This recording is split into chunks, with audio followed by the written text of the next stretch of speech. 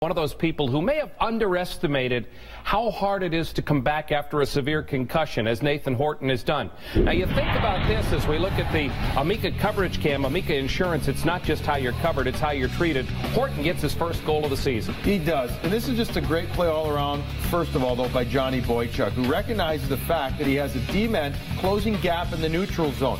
You've got two Blackhawk players, one defenseman and one is Patrick Sharp. Sharp's the right-handed shot there, just a little bit behind the D-man. He's going to recognize that. So the puck gets behind Duncan Keith.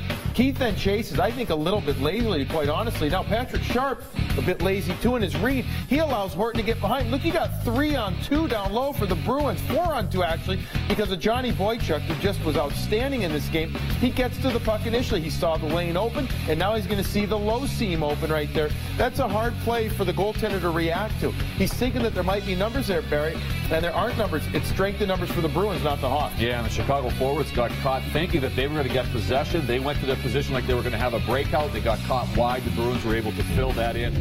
But again, to me, that was the part of the hockey game where the Bruins started taking over. Defensemen got more involved. We always talk too much about offense. It's about the forwards. Well, you know what? It's about the defensemen jumping into the play, creating the opportunities. Good game by Johnny Boychuk. Well, in fact, you bring up a good point, Barry. From that point on, take a look at the third period and overtime scoring chances. The Bruins had a decided advantage. They really did. Again, the defensemen were more active. The big line, though, Sagan, Horton, Lucic were much more visible, more physical. Peverly creating some opportunities. The defense, I saw Charles, and he would jump in a couple of times. But again, the best defenseman out there was Boychuk. I thought he had a tremendous game. He was very active with the puck.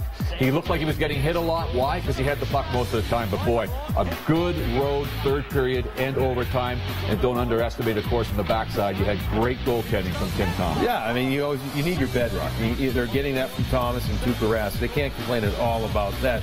But they haven't been getting the top flight performances from their top line as of yet. Now, they get it here in the third period, so it's no coincidence, as far as I'm concerned, that they end up getting a victory here. Look at how they're pushing the play here in the third period. There was no hesitation. They weren't waiting. They were initiating. And when you're doing that, when you're that big and that strong, you're going to usually get your way. You're going to will your way to getting to the puck. I'd be really curious to know in the intermission, as we look at Rich Peverly getting a breakaway here in overtime, that he couldn't believe he didn't even get a shot up there. But I'd be real curious to know if the coaching staff or the players of that top line said something to each other, because they came out in the third period, as far as I'm concerned, determined. I mean, I know they always want to come out and do well, but there was a little extra jam in their step in that third period. It wouldn't surprise me if the coaches maybe pointed it out, said, hey, this is where we need you guys now to step up. That, to me, was as close as we've seen so far, the way the Bruins ended last season in that third period to overtime. They were a tough team to play against. They were pressing the issue, forechecking, getting the momentum going, getting involved.